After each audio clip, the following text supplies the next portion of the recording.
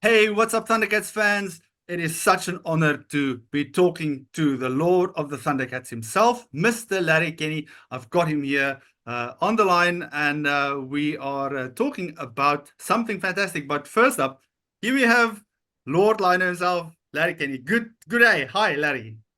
Good day, mate. How are you? Nice to talk to you. Here's my little pal. You see him there? Th- There we go. That's Lionel. That's Lionel. I'm Um, just the voice. I'm just the voice. You're just the voice. Yes, you're just the voice. But I mean, we can close our eyes right now and it's like, okay, I know that voice from somewhere. I know that voice. And I know you once told a little story about you meeting kids in a toy aisle where they wouldn't believe that you were Lionel. They said no, it didn't sound anything like that. Was what? Do you remember Something that? like that. Something Something like like that. that. I was in a Toys R Us, which used to be a huge toy chain here in the U.S. You've probably heard of Toys R Us. Yeah, we've got one here. It's We still still open have because them. ours are all closed, Yes. sadly. So it was ThunderCats had been on the air for maybe a year or so, I guess, at this time, and I was Christmas shopping at Toys R Us. And the previous time I had been there, there was one aisle of ThunderCats merchandise, and then there were like two aisles of He-Man and two aisles of Ninja Turtles or whatever else was on back there. But this particular day when I walked in the store, I looked up and there are three aisles of nothing but ThunderCats merchandise, the lunch boxes and of course the action figures and things like that. So I thought that's how I knew the show was a hit, because we've got three aisles of Toys R Us now. So as I'm walking down one of the aisles, there were two young fellows, looked to be about 8 or 10 years old, our target audience, and they were looking at the action figures of all the ThunderCats. And as I got close to them, I heard one of them say, "I'm gonna get Tiger. I really like Tiger. He's cool."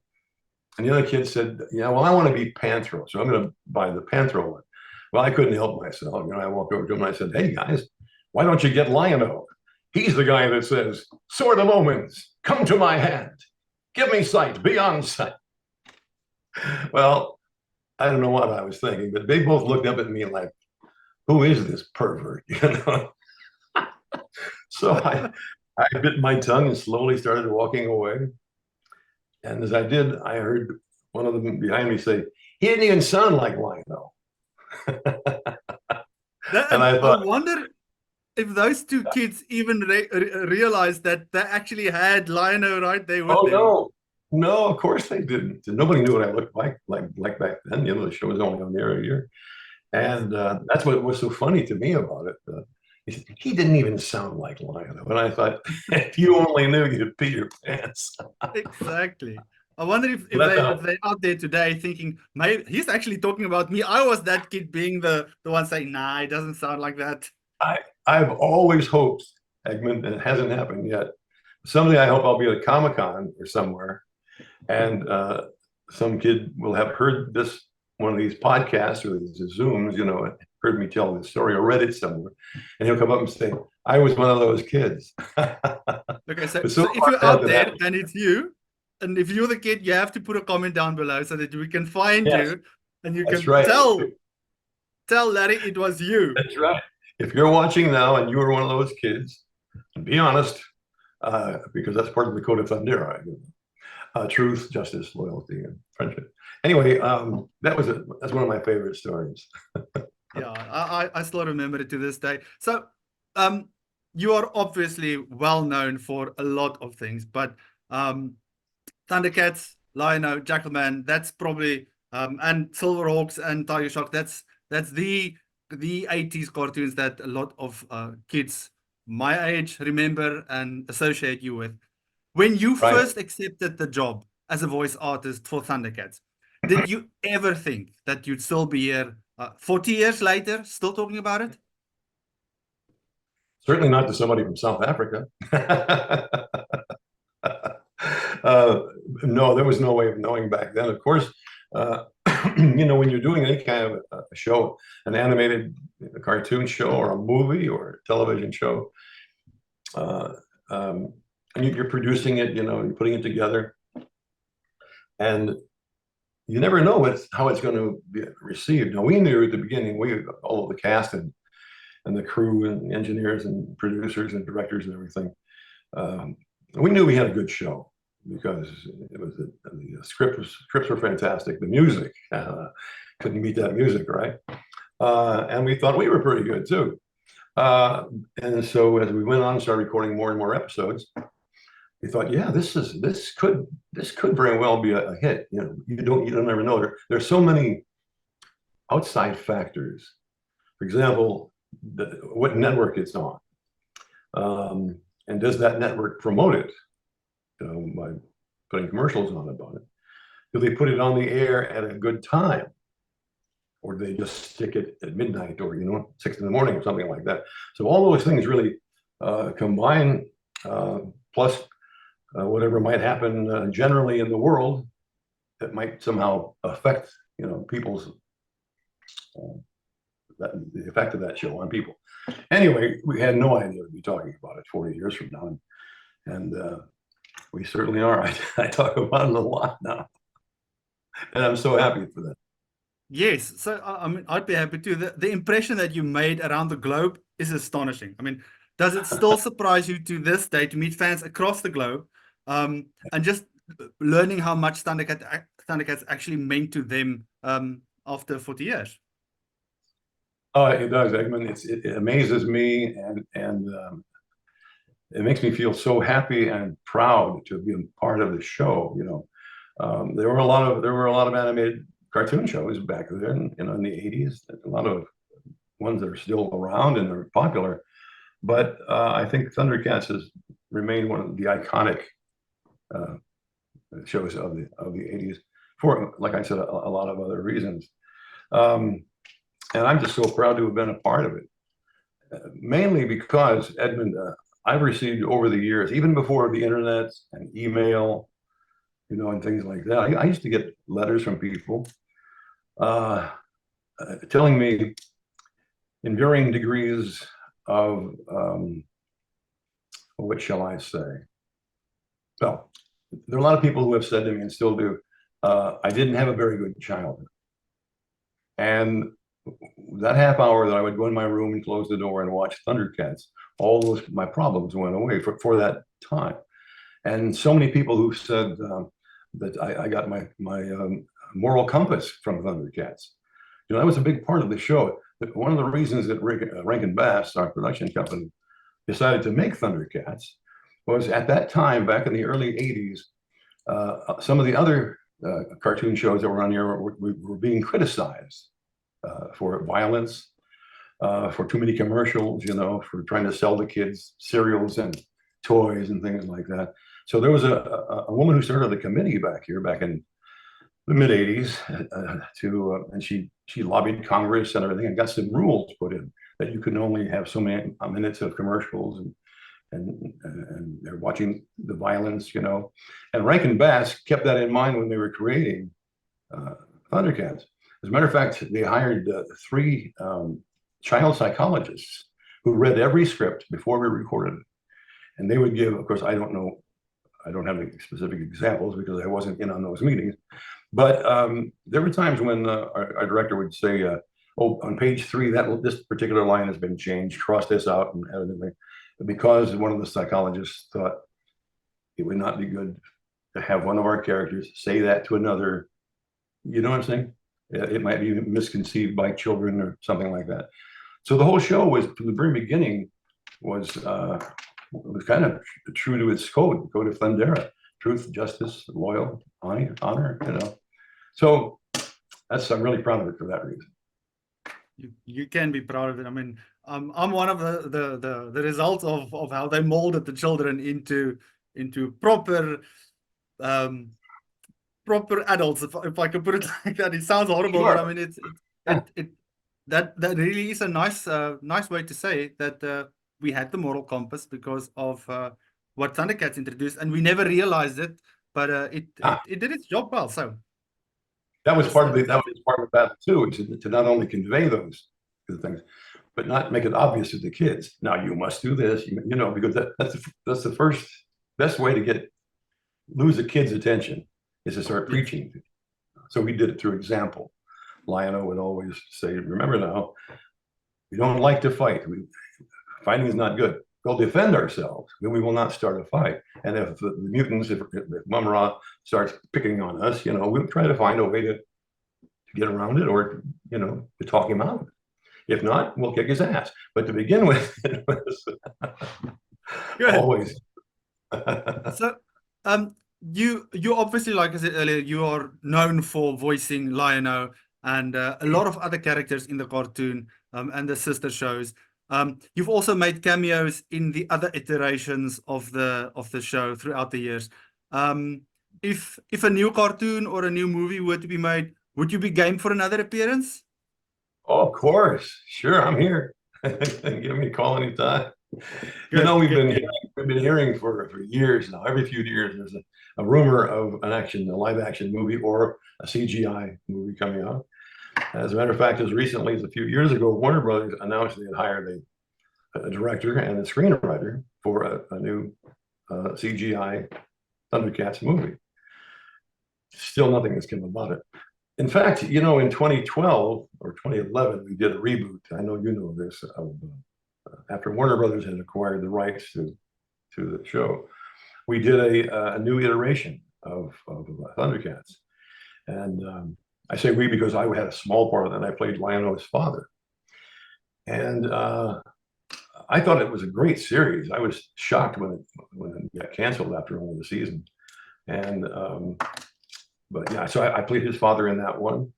Most recently, a few years ago, there was one that Warner Brothers put out called ThunderCats Roar. And that lasted only a few episodes. I mean, it was an entirely different thing. It was all the animation was entirely different, and it was aimed at smaller children, Yes. And then you mentioned other shows. I did Lion-O on a couple of Family Guy episodes. So yeah, it's been around a lot of places. Well, let's hope to see you again or hear you again somewhere.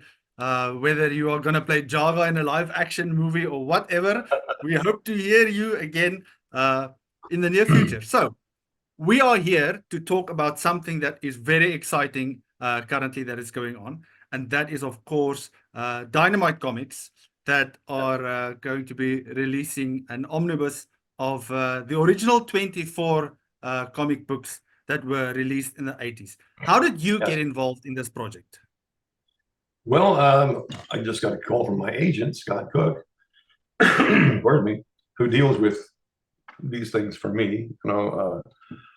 If somebody wants to use me on a commercial or a show or something for ThunderCats, they contact him. And he also schedules my Comic-Con appearances and things like that. And he called me one day and he said, "You're not going to believe this, but Dynamite, which is a division of Marvel, I think, they work through Marvel in this particular project, is putting together an omnibus of is it 24? I think 24 of the biggest and most well-known ThunderCats comic books. And they would like you to be involved in it in various ways." And I said, "Yeah, sure, let's do it." So what they've done is, I wish Scott were here to help me explain this, because it's a rather involved thing. There are 24 comics, but some of the comics have more than one cover, an edition. There's one edition that's exclusive to me, that has my name on it, the Larry Kenney exclusive edition, And so I've been already started signing as many of those as I can, so the company can sell them that way. And we're taking them to Comic-Cons, of course, and I'll be there signing them there too. Yeah, they look fantastic. They are fantastic.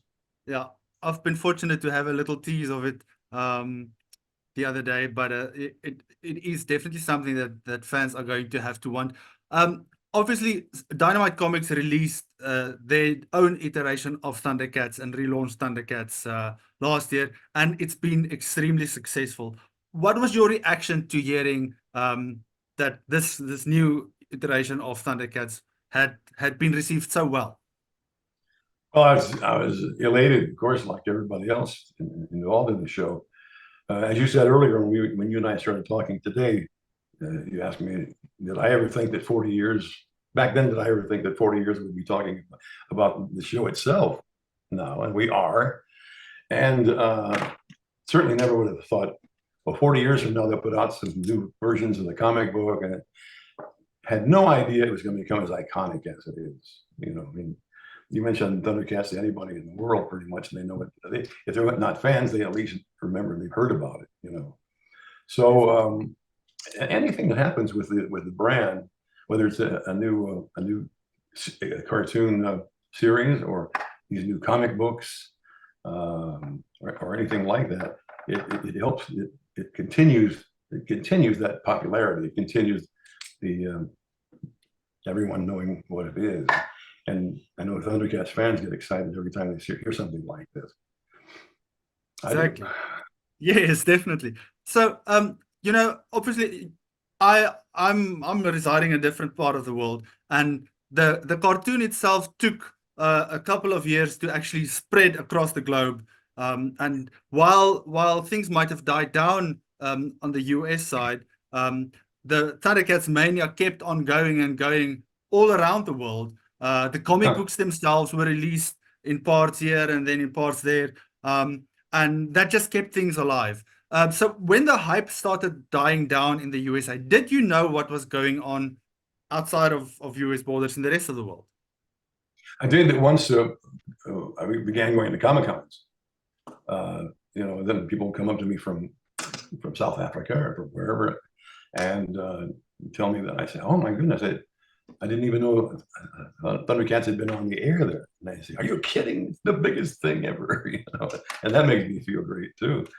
Yeah, it was a little surprising at first, but not anymore. I mean, I'm so used to people from all over the world, and one of the things that Eggman that I am so happy about is when fans come up to my table where I autograph things, more and more there are generations of families.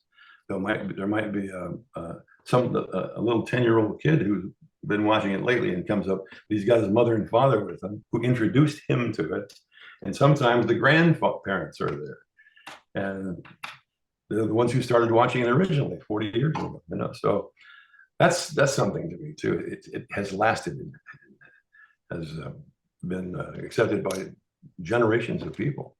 Well, I can confirm that because my granny, she loved ThunderCats. She was 96 and she was a massive ThunderCats fan. Every time there was something new out, she sat through all the DVDs. And my little nephew, they watched it together. Actually, I introduced it to them, so it was actually so cool that they loved it. So it's definitely something that gets passed on. And I've seen so many fans who collect the Super 7 toys that their children actually they buy them for them as well, and they're familiar with it. So it's definitely sharing the love of ThunderCats. Now, talking about sharing, carry on. Yes. Oh, I'm just going to say, if I can remember what I was going to say, that this happens to me a lot now. You know, I'm 112 years old now. But another thing is that I don't know how many cartoon series there are or any kind of shows or movies from 40 years ago that entire families still watch together, you know?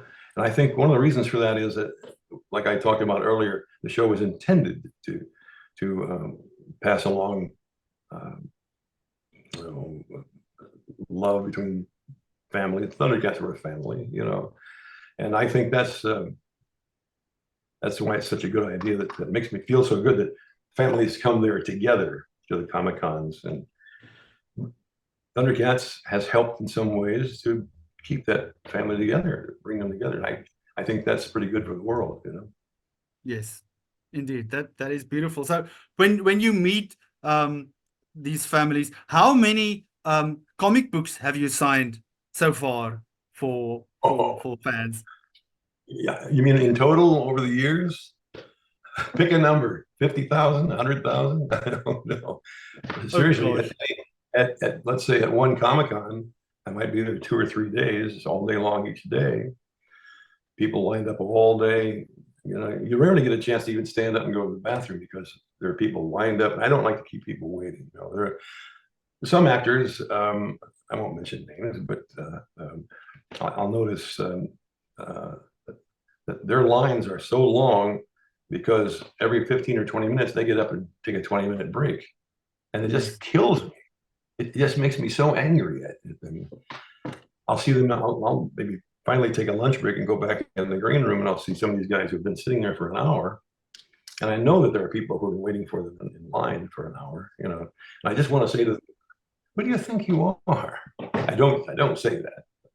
My feeling is if you hadn't gotten this job, like I got the ThunderCats job, you think people would be asking for your autograph today? Paying you for it? Of course they would. So get out there and sign the autographs and meet people. Well, I enjoy it. I really enjoy it. Yeah. So, you've interacted with a lot of fans throughout the years, and not a lot of people have been able to meet you, obviously, for many reasons, being living abroad, perhaps, or not being able to attend a Comic-Con or such. But with this comic book omnibus from Dynamite Comics, they are obviously able to get a piece of Larry Kenney with the exclusive covers that you've got there. There are also signed copies like you mentioned, and I'm assuming that these are very limited. I don't think you're going to be signing 50,000 of them. So I'd recommend people. No, you're right. These are limited editions. The ones that I'll sign anyone that people bring to me, but the one that we were talking about earlier have my name on the thing. That's a exclusive Larry Kenney edition or something. And I've signed probably a couple hundred of those already for the company, so that they can get them out into stores and things like that. And then I think I'm going to Los Angeles next week, where they're having an exclusive, some major store there, exclusive day for the new Dynamite comic books, and I'll be there all day signing those. So it's going to end up being a lot of them out there that I signed. Well, that's fantastic. I mean, it's such an honor for you to actually give back. It's like giving back to the collectors. And would you consider that this comic book omnibus is definitely something worthwhile having? Oh yeah. Is there any reason why you recommend fans to get this? Well, I'm going to be honest with you. Not that I haven't been so far, but I was never a comic book kid. I probably owned a couple of them and I read a couple, but I wasn't one of those kids as a 10, 12, 15-year-old kid who collected them. I never had a collection of comic books. Boy, now I wish I had and had kept them. Right? Like it's like anything else, baseball cards, soccer player trading cards and things. Who knew back then that they'd be worth what they are?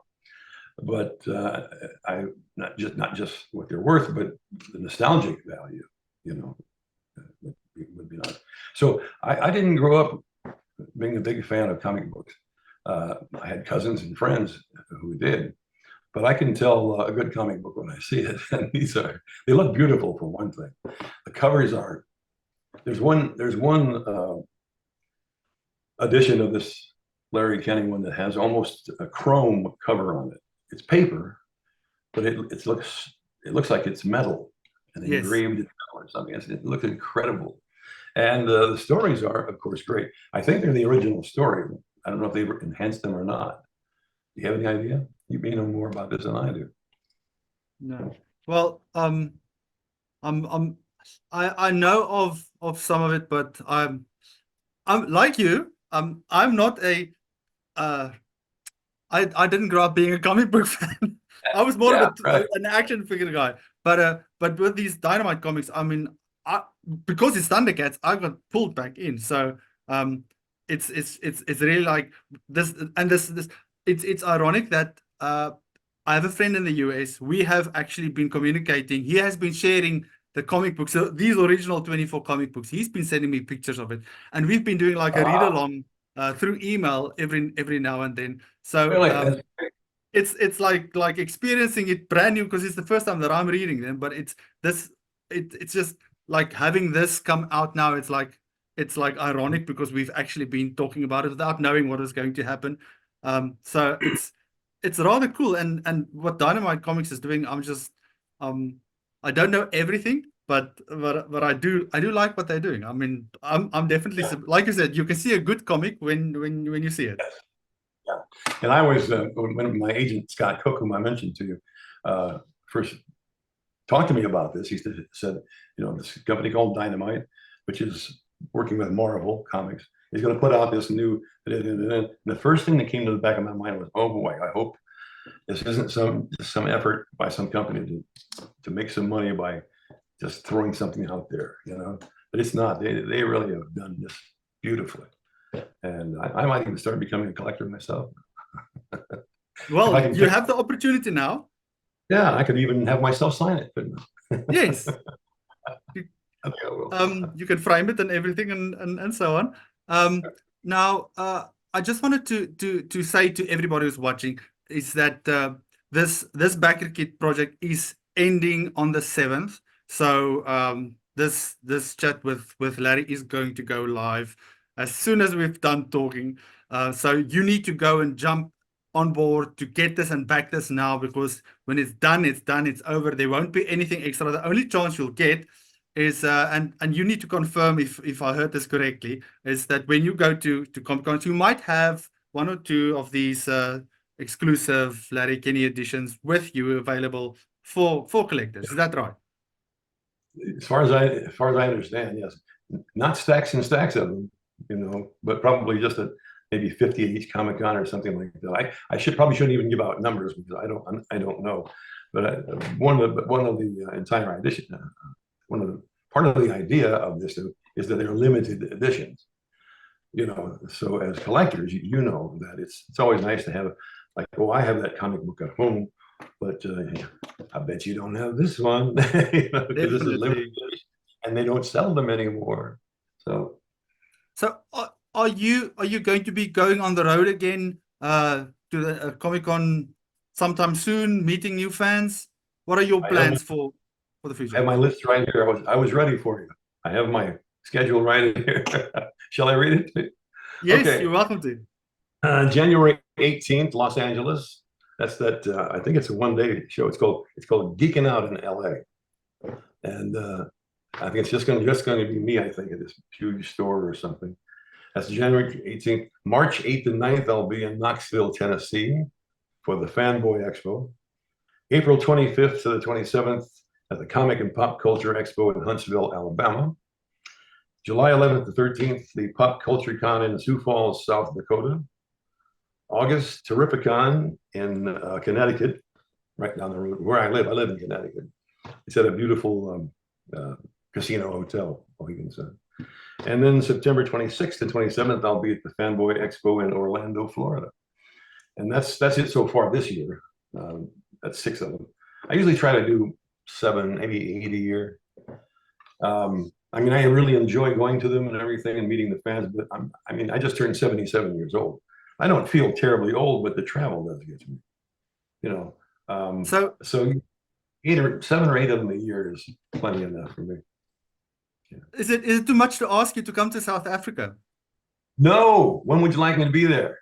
Well, we've got a Comic-Con here in Johannesburg, so we might just set something up. You never know.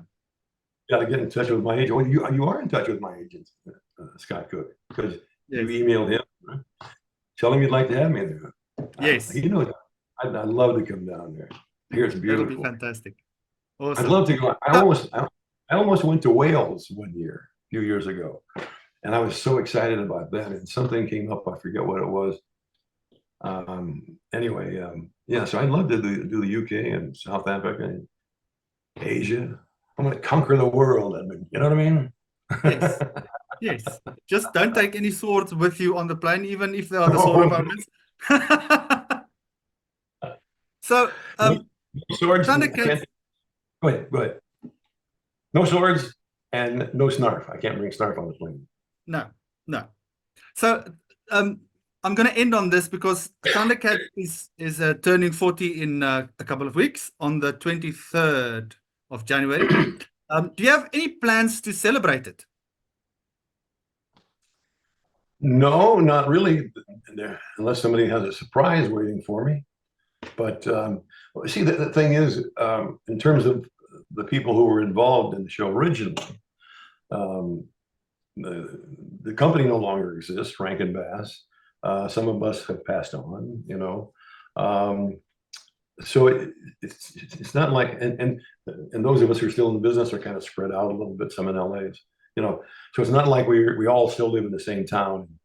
Let's say, you know, let's have an anniversary party or something like that. It would be nice, but I don't know of any coming up. Well, I believe. I'll be celebrating here with you. Okay. Good, awesome. I've got my Lino here in the back, my Super 7 Lino, and you are familiar with the Super 7 action figures, and Sure. I believe that the new Wave 12 might be launching, if I have my information correct, on that 23rd of January. So that'll be a fantastic way for Super 7 to celebrate ThunderCats. But before we get to that big milestone, I'm just reminding everybody to check the link below and go and back this project. Go and get yourself an exclusive Larry Kenney signed or unsigned cover. It's your choice. Sure. And be sure to support it because time is running out, and it's definitely a once in a lifetime opportunity to get this. And Larry, thank you so much for actually being part of this and for making our dreams come true, with even if it's a different iteration of ThunderCats, the comic books. It is still something that's part of our youth that we're still celebrating today. Do you have any parting words to say before we sign off? Sure. To you and to everybody who watched ThunderCats or used to watch ThunderCats or whatever. Thank you from the bottom of my heart. It's been a huge part of my life, obviously, and it's still bringing me pleasure and some income. And yeah, but I just have been so proud to be a part of it, honored to be a part of it. But I want to thank all the fans, because obviously, if it weren't for fans, it would be no reason for you to call me all the way from South Africa and talk to me. That's Thanks, everybody. awesome. Thank you so much.